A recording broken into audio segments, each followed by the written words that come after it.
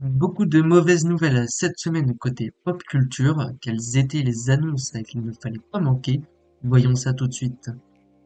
Déjà, Disney Plus va augmenter ses prix de 2 € par mois. Pour le prix standard sans pub, on passe de 9,99 à 10,99 € par mois. De même, l'abonnement standard avec pub passe à 6,99 € au lieu de 5,99 € par mois. Du côté de l'abonnement premium avec 4 écrans et de la 4K, ça prend 2 € en plus pour passer à 15,99 € par mois. Une nouvelle augmentation que Disney justifie par une volonté, proposer des contenus d'encore meilleure qualité. Et dans les faits, c'est surtout car la plateforme, à l'instar de ses concurrents, n'est pas rentable. Pour rappel, Disney Plus va également changer son interface prochainement. En effet, la tuile Star va être remplacée par une case Hulu. Ce changement est lié à la fusion de Disney+ et Hulu, une autre plateforme de Disney aux États-Unis. Pour harmoniser le tout, les deux vont donc fusionner. En France, ça se traduira par ce léger changement. À noter également que Disney travaille sur une refonte plus générale de l'interface pour la rendre plus personnalisable pour les utilisateurs, en particulier pour la télévision. À voir comment ça rendra sur la durée. Également mauvaise nouvelle côté Xbox, puisque Microsoft et Xbox ont annoncé un renouveau complet du Xbox Game Pass.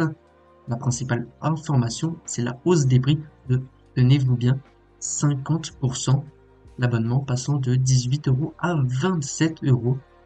Trois formules vous seront proposées. La première, essentielle, sera à 9 € par mois avec 50 jeux jouables, le multijoueur en ligne et un accès au cloud. Vient de nouveau jusqu'ici. La seconde formule, c'est la premium à 13 € avec cette fois 200 jeux jouables, plus des options que je viens d'évoquer. Enfin, la troisième à 27 €, l'Ultimate avec plus de 400 jeux jouables, certains Day One, en plus d'un accès EA Play et Ubisoft Plus, l'offre la plus complète mais aussi la plus chère. Une réorganisation complète donc du service d'Xbox. Cependant, les joueurs n'ont pas caché leur mécontentement, les critiques visant principalement la hausse des prix que Microsoft justifie par l'ajout des catalogues EA et Ubisoft. Est-ce que ça justifie réellement une telle augmentation?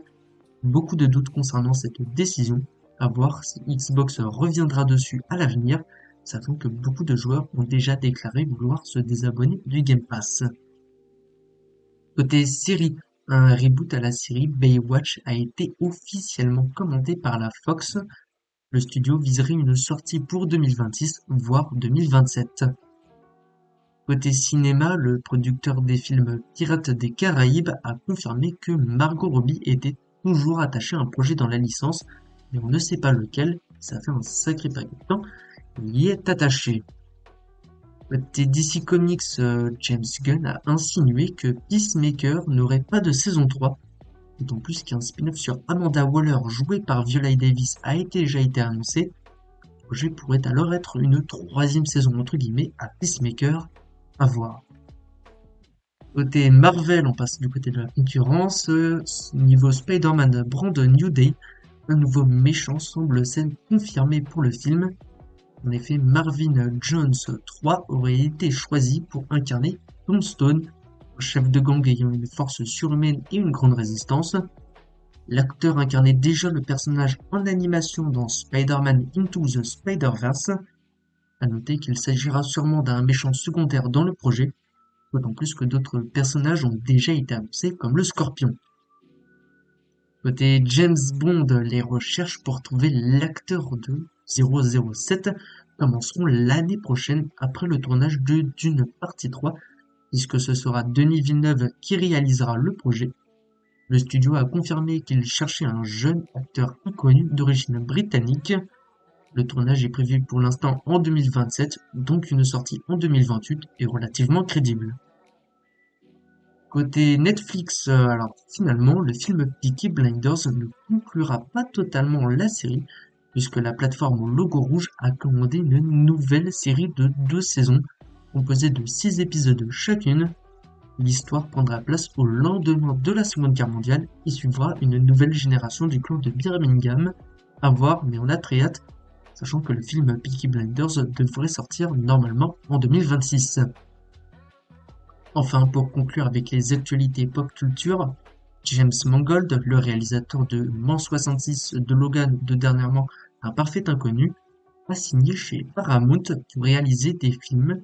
C'est assez surprenant car même s'il ne s'agira pas d'un contrat d'exclusivité, le réalisateur avait signé pour s'occuper d'un film Swamp Thing pour DC Studios et d'un film Star Wars sur l'origine des Jedi chez Lucasfilm, voir s'il est donc toujours attaché à ses projets, à voir ce qu'il réalisera du côté de Paramount, mais ça promet d'être assez curieux à suivre.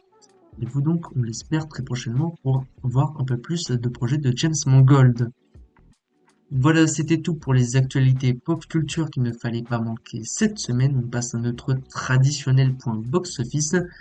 Il y a un immense carton d'abord, puisque Demon Slayer, la forteresse infinie, en est à 757 millions de dollars au box-office monde.